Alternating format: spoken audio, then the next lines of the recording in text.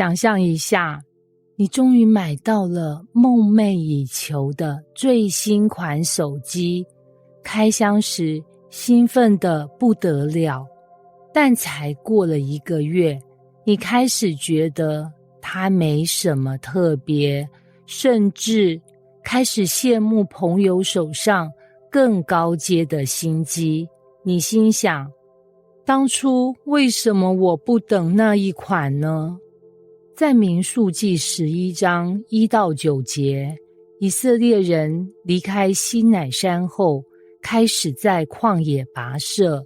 他们原本应该感恩，因为神不但带领他们出埃及，还赐下玛纳做食物。但没多久，他们开始抱怨，我们想吃肉，我们怀念埃及的鱼、黄瓜、西瓜、韭菜、葱、蒜等等。他们不是才刚脱离奴役吗？怎么突然觉得埃及比较好了呢？玛纳是神亲手赐下的供应，但在他们眼里却变成了单调乏味的食物，让他们怀念起过去的奴役生活，这让神愤怒。摩西也感到沮丧，为什么人总是得到了还不满足？我们也有类似的问题吗？志伟是个年轻的职场新鲜人，刚毕业时，他进了一家普通的公司，薪水一般，工作内容也没有什么挑战性。每次和朋友吃饭，他总是羡慕别人的职业。哇，你在外商公司啊，年薪好高啊，你可以远端工作，太羡慕了。他心想，如果我能找到更好的工作，人生一定更快乐。有一天，他的梦想成真了。志伟通过了层层面试，进入了一家知名跨国企业，薪水是原来的2倍，公司环境也很棒他兴奋极了，觉得自己终于成功了。然而，才过了1个月，志伟的心情却开始变了。新公司确实很棒，但竞争也极度激烈，每天都要加班，周末还常常被主管召回开会。他的睡眠时间变少，压力大到开始掉发。以前的公司虽然普通，但同事们感情好，像家人一样。现在这家公司虽然薪水高，但每个人都冷冰冰的，彼此像竞争对手，让志伟感到孤单。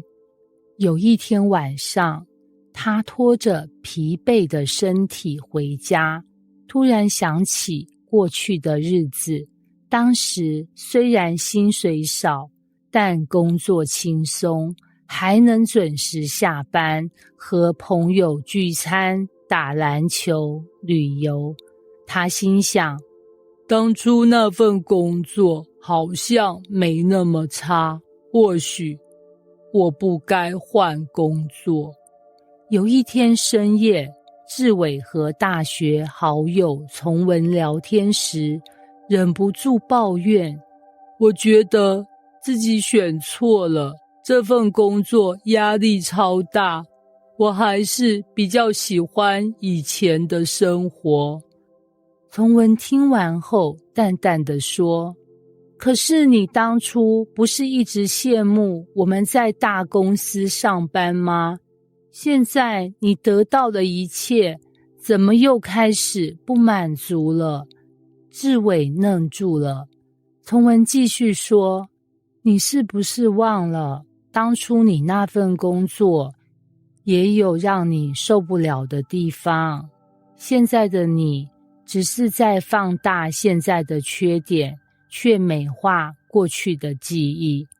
志伟回想起来，当初在旧公司时，他明明也抱怨过薪水低、没成长机会、太无聊，但现在却只记得他的好。所以你的意思是，问题根本不在工作，而是我自己。崇文点点头，问题不是环境，而是你的心态。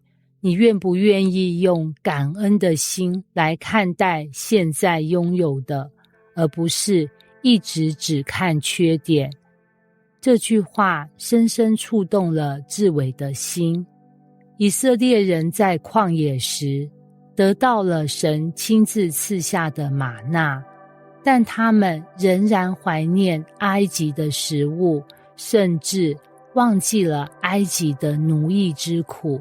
他们以为如果我们有肉吃就会快乐，但事实是，真正的问题不在于食物，而在于他们的心态。他们没有学习满足。我们是否常常羡慕别人的生活，却忘了珍惜自己拥有的呢？我们是否只看到环境的缺点，而忘记他的祝福？如果今天我们的心充满抱怨，换任何环境都无法满足，与其羡慕过去或别人，不如学习感恩现在，珍惜神所赐的一切。